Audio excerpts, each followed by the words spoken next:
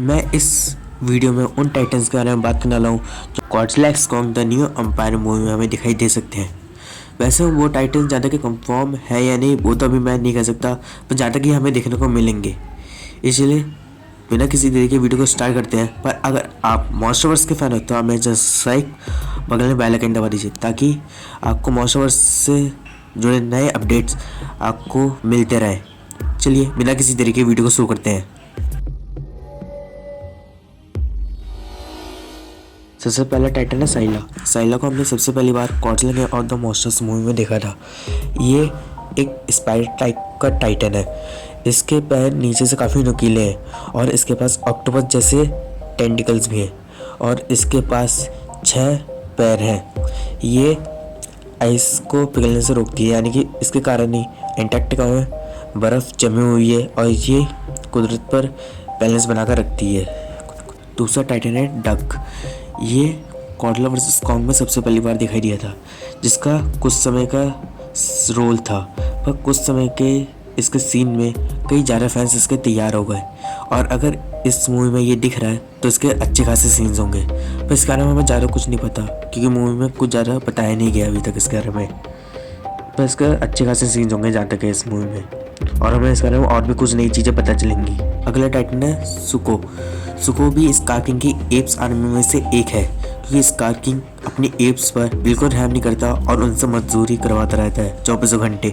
इसलिए सुको वहाँ से भाग जाएगा और कॉन्ग से मिलेगा और कॉन्ग को स्कार किंग के बारे में बताएगा और स्कार किंग के पास भी लेकर जाएगा। अगला टाइटन है टी-मैट को सबसे पहली बार गॉडजिला डोमिनियन बुक में दिखाया गया था।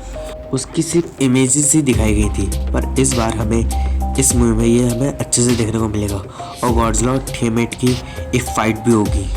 अगर टी-मैट की पावर की बात करें तो टी-मैट के पास इलेक्ट्रिकल पावर है, यानी कि ये पानी के अंदर रहकर पानी को गर्म कर सकता है काफ़ी ज़्यादा।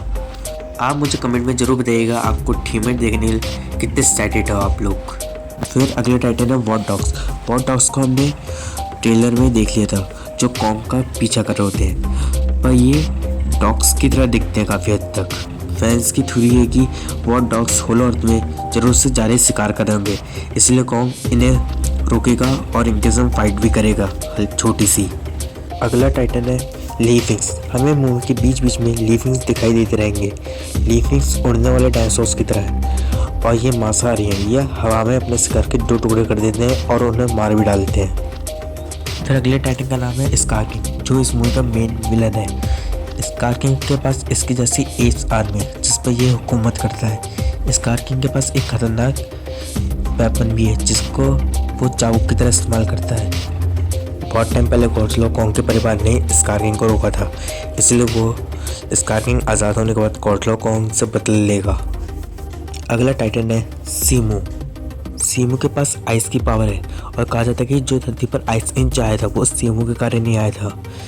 सीमू वैसे कोई खतरनाक टाइटन तो नहीं है, पर स्कार किंग सीमू को कंट्रोल कर सकता है क्योंकि स्कार किंग के वेपन में सीमू को एक क्रिस्टल भी लगा हुआ है। स्कार किंग सीमू को कंट्रोल करने के बाद सीमू से बहुत सारे गलत काम कर पाएगा और सीमू को एक विलन बना देगा अपनी तरह ही। अगली टाइटन है Mothra Godzilla king of the monster में सबसे पहली बार दिखाई दी थी और इस मूवी में मोंथरा का बहुत मज़ेदार रोल होगा। मोंथरा के पास स्पाइडर लाइक वेब्स के पावर है। मोंथरा अपने सामने वाले को मकड़ी की जाली की तरह चिपका सकती है कहीं भी।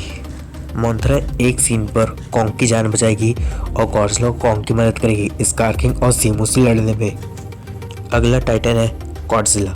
मूवी की शुरुआती फॉर्म में गॉडजिला अपने नॉर्मल फॉर्म में रहेगा और उसकी एटॉमिक ब्रेथ भी ब्लू कलर की रहेगी, पर जब गॉडजिला आगे जाके थोड़ा अपडेट हो जाएगा तो उसकी एटॉमिक ब्रेथ पिंक कलर की हो जाएगी और गॉडजिला का शरीर थोड़ा सा पतला और उसके हाथ थोड़े से ज़्यादा बड़े हो जाएंगे।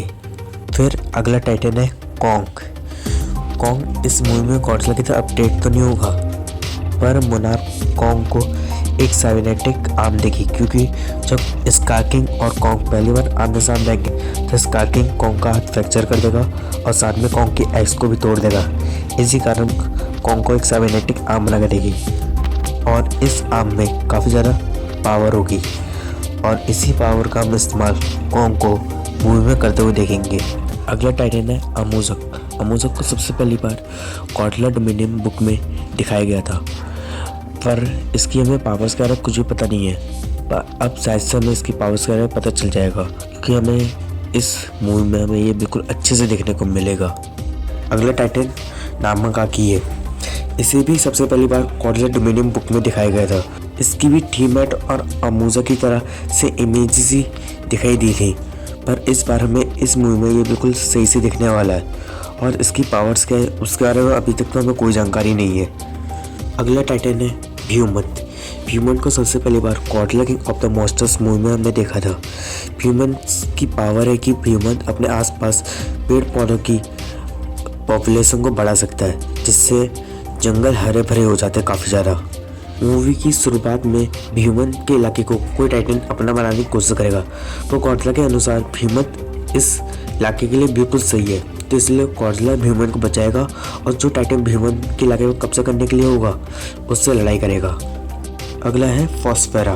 कुछ टाइम पहले लीक्स मिली थी कि फॉस्फेरा भी मोथरा के साथ इस मूवी में दिखाई देगी, और फॉस्फेरा भी मोथरा की तरह एक उड़ने वाला टाइटन है।